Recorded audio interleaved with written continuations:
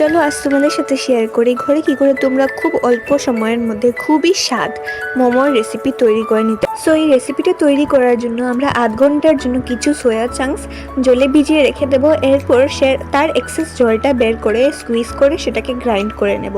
মনে থাকে যেন সেটাকে একদম পেস্ট হিসাবে গ্রাইন্ড না করো, যাতে কিছুটা দরদরা অথবা কিছুটা যাতে হাতে লাগে এরকম গ্রাইন্ড করবে তোমরা সয়া চাংসগুলোকে। তারপরে সেটাকে কোনো প্লেটে অথবা বোলে নিলে তারপরে একটা কড়াইয়ের মধ্যে কিছু তেল গরম করে নেব আমরা।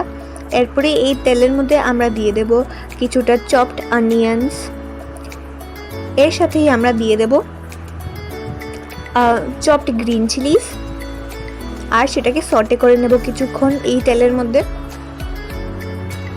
তার ঠিক পরে এর সাথে আমরা দিয়ে দেব আমাদের গ্রাইন্ড করা